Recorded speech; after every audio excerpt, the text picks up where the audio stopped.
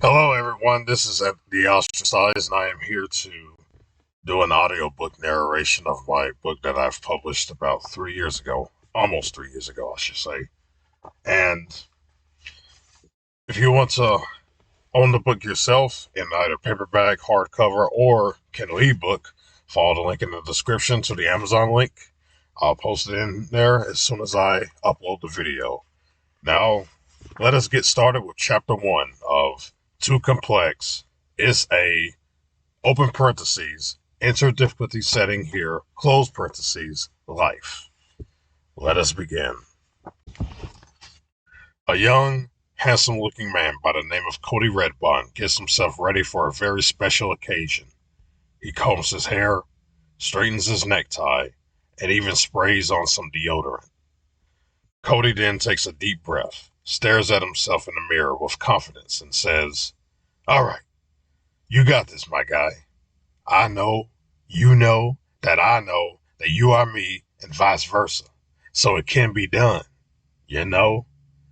Let them realize your name would not be listed under the amateur category. Now let's get to work."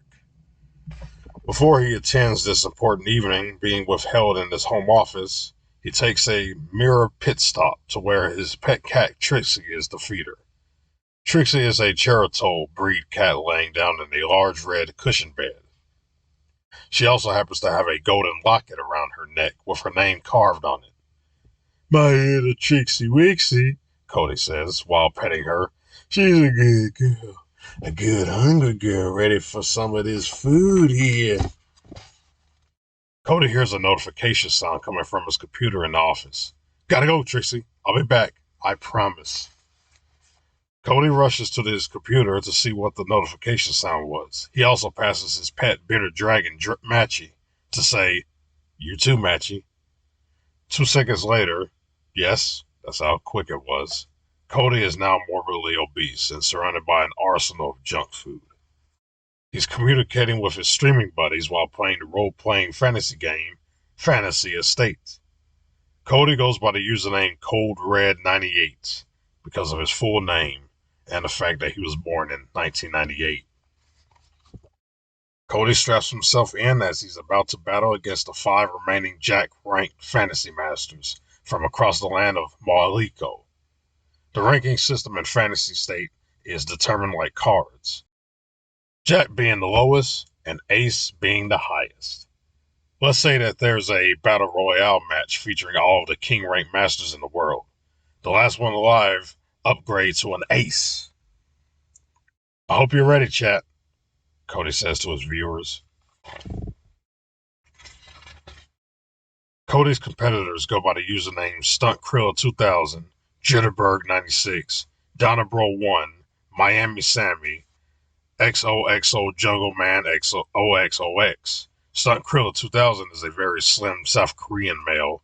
Jitterbug96 is a bald and bearded young Russian man who can speak English. Donnabro1 is a regular-sized African-American male with minimal facial hair in Houston, Texas. Miami Sammy is a well-built Caucasian female, and as her name indicates, she's from Miami. Last but not least, XOXO Jungleman OXOX is a 12-year-old undisciplined brat from London, England. Each player uses their Soul Flash defense items on each other besides XOXO Jungleman OXOX. "You guys are certified garbage, man. Why most of you use your Soul Flash this early in the fight? Poor show," said Cody. "We had to because we know how cheap you've been getting lately with those Celsius slash attacks," Jitterbird96 replied. "Yeah, and you always surprise us with a counterattack at the very end using all those shockwave horns you got stashed in your inventory," Donnabro1 added. "Don't cheat again, fool," StuntKrill2000 said in Korean. "Well, Cody, as much as I wanted to use my soul flask, I choose not to. Because if you know me, I'm hungry for a challenge right now. My natural instincts will immediately kick in, and that's all I need," Jungle Man stated. "Ugh. You have any idea how dumb you are for not doing that?"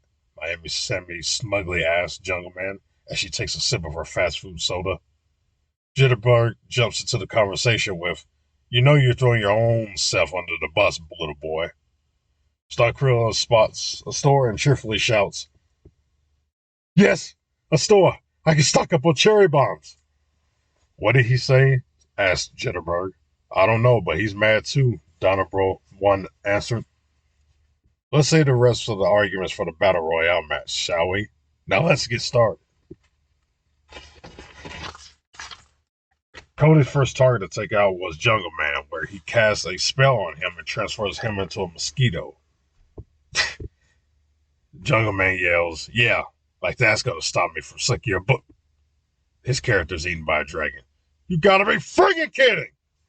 This sets Jungle Man into a fit of rage by slamming his keyboard up against his head and on the desk repeatedly, causing several keys to pop out. Then he starts to literally roar like a lion to the ceiling, completely oblivious to a couple of keys that fall into his mouth, choking him. He loses control and slams his head on the side of the desk, knocking him unconscious.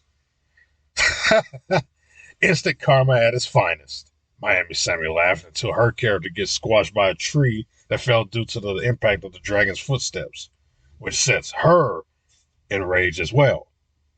Ah! Are you serious right now? She screams as she bangs on her desk, knocking over her drink. Her drink spills on the computer, electrocuting her into a black crisp. Then the oscillating fan, right next to her, oscillates back to her burnt body and blows her away like a sandcastle in a windstorm. Back in the game, both Donabro 1 and Jitterbug 96 work together as a tag team to plan a stealth attack on Cody, while Starkrill 2000 is stuck at the store, stocking up on cherry bombs. Cody takes out Donabro 1's character by throwing a flaming shuriken at the rocket-propelled grenade his character is armed with, making it explode. The disappointment of defeat causes Donabro 1 to fly back over 800 miles per hour through several rooms of his house, as if he was hit by a truck. Once he hits the last wall, he slams into a trophy shelf, breaking it. A bowling ball rolls down from one end of the shelf to the other side that's very close to Donabro 1's head, but thankfully, it stops on the edge. Cody rubs it in by saying, Ha, never bring an RPG to an RPG. Jitterbug 96 comes straight out of hiding and begins firing his entire inventory worth of weapons towards Cody. Jitterbug 96 character is doing the dirty work, but Jitterbug 96 himself is just rapidly tapping the space bar on his computer to control his character's attacks against Cody. He begins tapping faster and faster as his head shakes up and down at matching speed. Of course, this doesn't help one bit because it turns out that Cody was a decoy he set up with a scarecrow in front of a gas barrel. By the time one of the arrows bursts open the barrel, Cody lights up the gas string with a torch from behind Jitterbug, as Jitterbug is still attacking/tapping. The barrel explodes, killing Jitterbug 96, and just like everyone else, Jitterbug 96 rages by slamming his keyboard into the monitor of his computer. Once the screen is beaten, until it goes completely black, Jitterbug can see his reflection in the screen, and his face is vertically long, stretched out, and out of focus due to the rapid head shaking. He freaks out by the sight of this. Ah! Ah! Ah! Ah! He screams. Starkrill 2000 is still purchasing his cherry bombs. Okay, that'll be 1,200 Gimbas, fantasy estate currency, said to the clerk. While Starkrill 2000 is busy pulling out his money, Cody lights the fuse of the cherry bomb from behind the clerk's counter. The NPC clerk is completely unaware. Starkrill 2000 gives the clerk the money and the clerk provides the bombs in return. Then Starkrill's computer crashes. Starkrill 2000 screams like a banshee, bashes the computer set with a baseball bat, tosses the entire computer out the nearest window, monitor and all. Being completely foolish of his surroundings, the flying computer dragged Starkrill out the window, along with it because his headphones were still attached.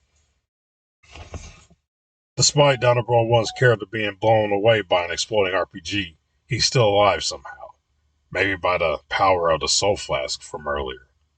His character is not the only one that's completely out of the ring.